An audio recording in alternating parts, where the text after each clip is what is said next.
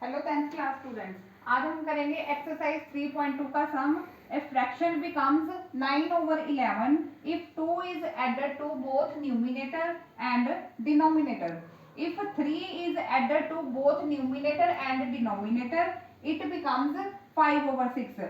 Find the fraction. ठीक है जी। तो इसके लिए क्या करेंगे, सबसे पहले हमें उन्होंने बोला कि न्यूमिनेटर और डिनोमिनेटर में ऐड करना है, तो हमें न्यूमिनेटर डिनोमिनेटर का नहीं पता, लेट कर लेंगे। Let numerator is equal to x. ठीक है जी। एंड डिनोमिनेटर कितना आएगा, ले लिया हमने अपनी तरफ से, denominator is equal to y. तो हमारे पास फ्रैक्शन कितनी बन जाएगी, therefore fraction is equal to x over y. ठीक है जी। हमने अपनी तरफ से फ्रैक्शन कितनी ले ली, एक्स ओवर वाई। अब इस पे हम जो उन्होंने कंडीशंस दी है वो लगाएंगे।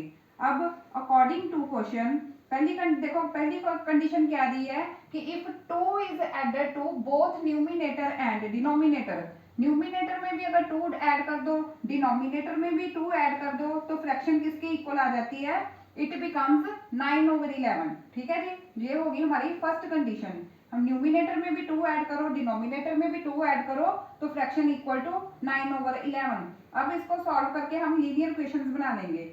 कैसे सॉल्व करेंगे, बाय क्रॉस मल्टीप्लाई मेथड। ठीक है जी। क्रॉस मल्टीप्लिकेशन की तो कितना आएगा, 11 into x plus 2 is equal to 9 into y plus 2। ठीक है जी।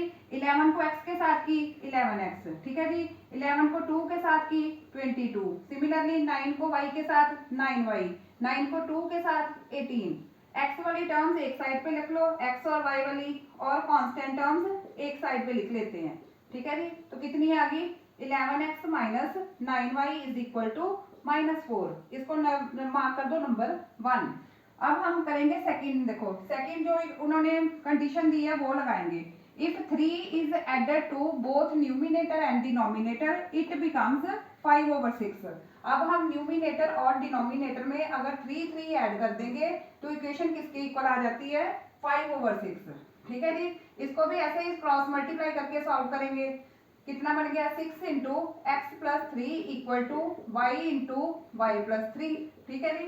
अब 6 को x के साथ की 6x, 6 को 3 के साथ की 18, 5 को y के साथ मल्टीप्लाई करेंगे 5y, 5 को 3 के साथ की 15। x और y वाली टर्म्स एक साइड पे लिख लो और कांस्टेंट एक साइड पे। ठीक है जी।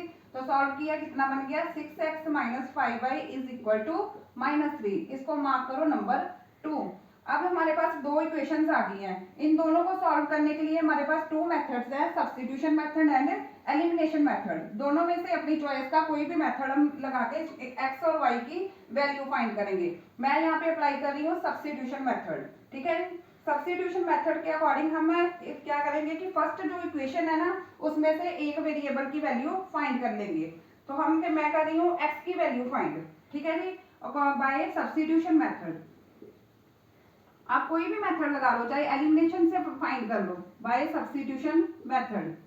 तो हमारे पास x की वैल्यू कितनी आएगी, देखो यहाँ दिया हुआ है 11x minus 9y is equal to -4।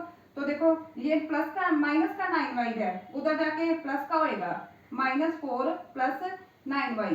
तो x की वैल्यू कितनी आएगी, -4 प्लस 9y ओवर 11। ठीक है जी। अब हमें क्या करना है कि यहाँ से वैल्यू निकालनी है नंबर 1 से, तो फिल करनी है नंबर 2 में फिल कर देंगे। ठीक है जी। तो हम देखो पुट वैल्यू ऑफ x इन 2। ठीक है जी। 2 में वैल्यू फिल करते हैं। देखो 2 नंबर इक्वेशन क्या है, 6x की जगह पे कितना आएगा, -4 plus 9y over 11 minus 5y equal to -3। ठीक है जी। सारी टर्म y में आ गई, तो यहाँ से हमारे पास y की वैल्यू फाइंड हो जाएगी। इसको 6 को 4 के साथ किया -24 प्लस 6 को 9 के साथ किया 54y।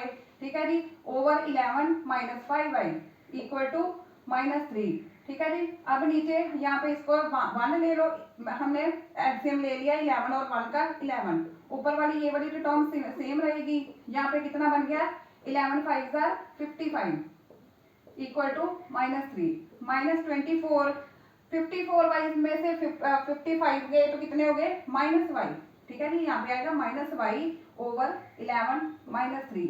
ये मल्टीप्लाई हो जाएगा अब उधर जाके, तो कितना आएगा -33। तो minus y as it is, जब माइनस का 24 है उधर जाके प्लस का 24, तो हमारे पास वाई की वैल्यू कितनी आएगी -7। माइनस माइनस कट गए तो y इज इक्वल टू